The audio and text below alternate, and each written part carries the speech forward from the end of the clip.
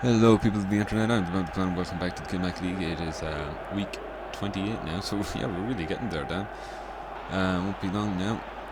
Anyway, we started off this week with TFR at home to John Walters. Fairly one-sided game, as we said, but very predictable, I suppose. At the same time, it's nice to have sometimes the games like these, that you just know how they're going to go. And Louis Power set the tone for the game with Scott Bojan cutting inside then and scoring a fine finish there past John Walters in the John Walters goal to make it 2-0. And then things only got worse for John Walters. Caelan Quinn played in Louis Power.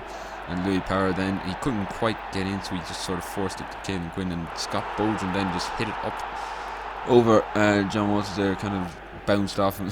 So yeah, that's definitely not a nice one to concede, but I suppose it's reality of the situation, isn't it?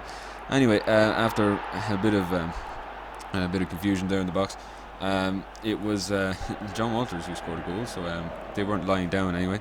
But TFR were quick to crush any hopes of a comeback through Scott Bojan playing in room 55 Fishy, and John Walters there did well to try and keep it out, but he just couldn't quite do it. Then Frank Rijkaard scored one of the slovenliest goals I've ever seen. That is just appalling goalkeeping, standard Kilmac League this stage.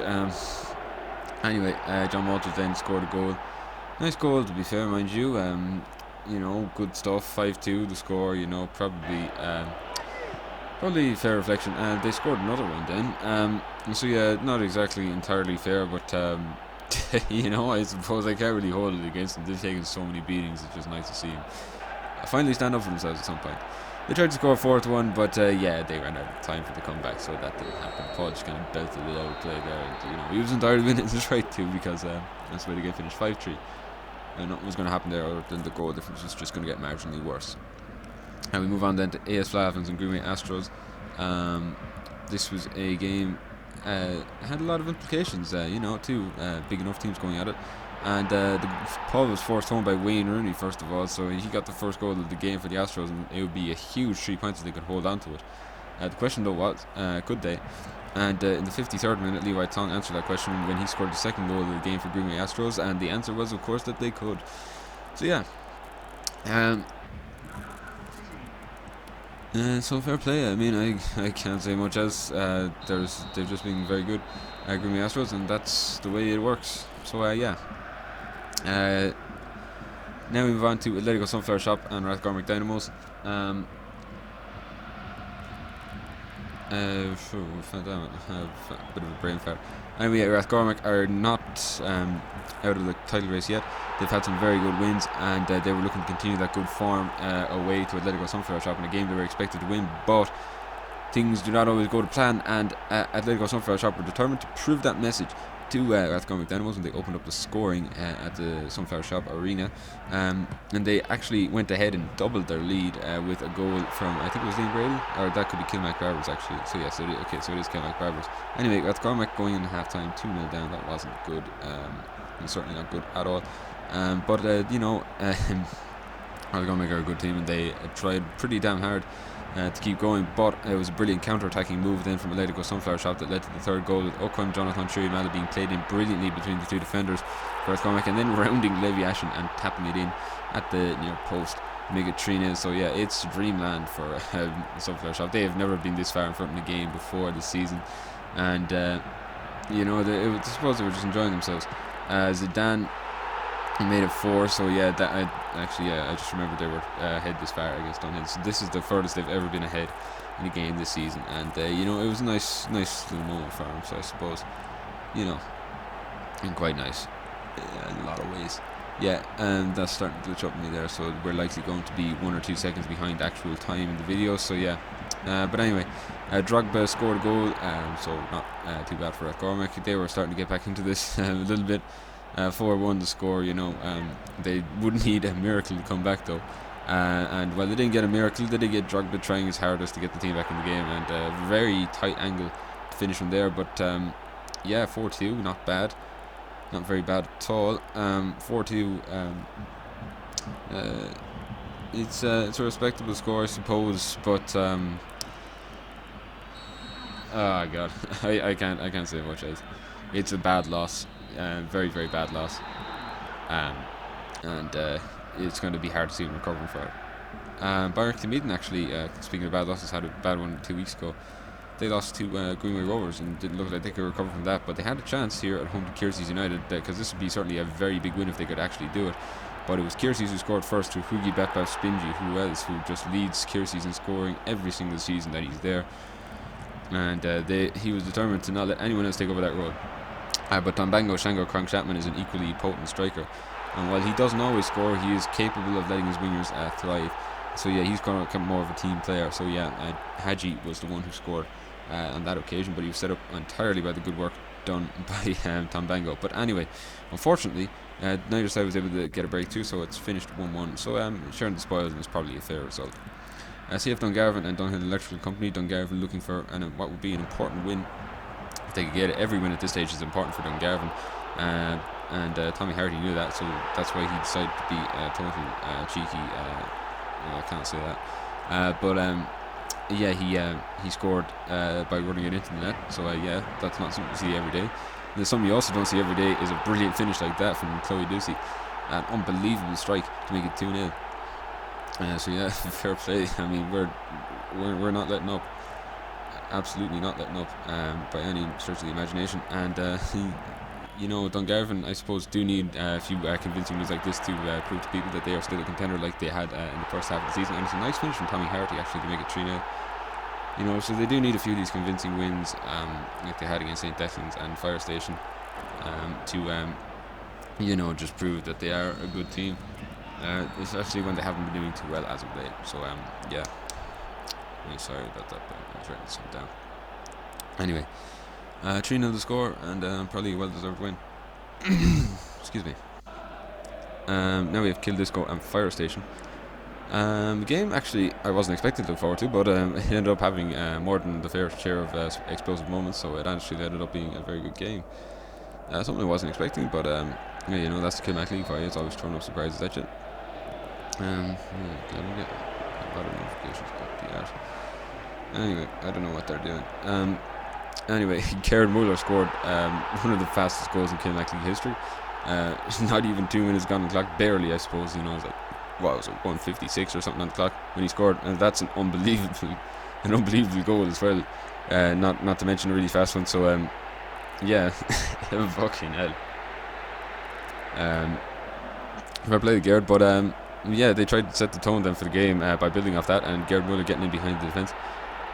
He's looking for someone to play too. He has to find someone, and he ends up finding himself, because Kildisco can't find the back of the net. He only finds the post. So yeah, Garrett Muller continues his fine goals going for, and probably the only bright spot on Kildisco. Kildisco's team is of course the two front forwards. Front forwards, why did I call them front forwards? Just forwards. But anyway, yeah, Josh Mackie Murphy got a goal back before half time, so 2-1 the score, and all of a sudden, not looking so safe there for Kildisco. The momentum then switched completely in the second half as Fire Station just built on that goal and proceeded to claw their way back into the game, and Josh Mackie Murphy again scoring a goal. So yeah, he scored twice, and he's about to score again. He had an unbelievably good game today, which is unusual since he doesn't normally do much at all. But yeah, he had 3 goals today, and it was a hat-trick that saw him take the lead. So I suppose if this was a title chasing story, this would probably be game of the week, but no, it wasn't. And then Fire Station for some reason got another goal. I don't know why Kildisco got switched off so easily, but this one was Michi Batshuayi. So 4-2, and it was all of a sudden Kildisco's game to chase. It was always going to be a tough ask, and I don't know what else I can say. But yeah, it's the full time scoring a game that doesn't really matter. It doesn't really matter. Fuck. Oh, sorry, I'm reading something. Yeah, I'm trying to stay off the board and read this, but Shane Kelly scored. So yeah.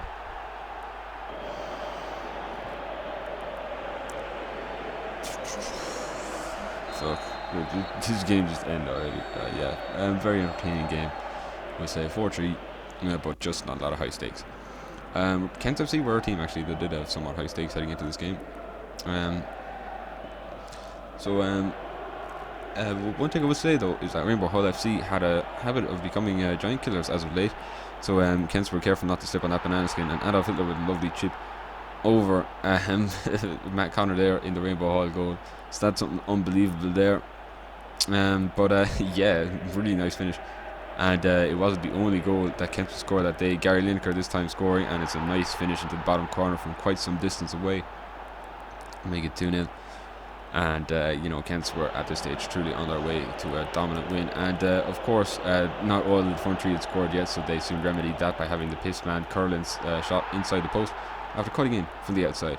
So yeah, 3-0, and 3 goals from each of the three, goals from each of the 3 front men. So kind of poetic in that way. So yeah, this corner I was defended, I believe. Yeah, so it was. And 3-0. Just a really nice scoreline, I suppose. St. Beck's Athletic and Domino's v Zimbabwe is another game where the stakes aren't really that high. Domino's would have liked to have won, just to give the impression that they're closer to the top half than they are to the bottom half. Which I suppose, to be fair, is the case. Like, it's not a lie.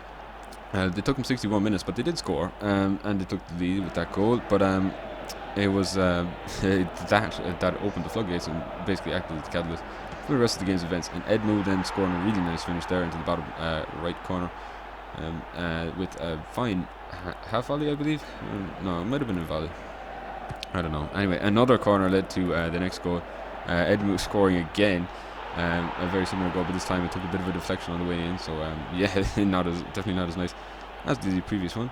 So yeah, 3-0 the score, and one more goal to come from Domino's in what was a fairly convincing display. So yeah, it took him a while to break down the defence, but Aoife O'Brien played in Pengley, and he finished first time on the volley past Gemma in the goal. So yeah, 4-0 the score. Excellent win for Domino's, and they don't really have much of a chance at the title, but I suppose it's nice to see a team trying, and you can't really say much other than that. That's just it's kind of wholesome. Anyway, they tried scoring St. Aidan's, but just wasn't working out for them. So yeah, 4-0 the score, and probably a well-deserved win there for Domino's. And now we move on to Tesco Valley Big Wanderers and Port Law United. Let me tell you, Port Law United were in desperate need of some points. Hadn't been doing too well as late, and had a chance to take some points against Flavins last week, but didn't quite do that. Or that was a couple of weeks ago, I think. Sorry, no, yeah, but oh no, that would have been last week, I think. Anyway, I don't know, I can't remember. I've done so many of these; they all blend together. But anyway, yeah, after taking the lead to great play from Fionn Ryan, it was a disaster at the back that led to Tesco Valley Big Wanderers opening goal, or it was an own goal really. And then the home side capitalised in the second half and took the lead to Mo Salah after he broke free from his man. So yeah, 60 minutes gone, and Mo Salah had put the home side in lead, and at that point it looked like there was just no point of return for Port Law. But in fairness to them, they did get in, and Fionn Ryan with an absolutely brilliant header, just really nice, and not too much on it and all that, to make it 2-2. So yeah, while Port Law didn't win this week, they did pick up a point, and I suppose that could go a long way towards helping them at the end of the season. With that in mind, lads, I've been the man with the plan. Thanks for watching the videos. Like, comment, subscribe, all that good stuff, and I'll see you in the next video.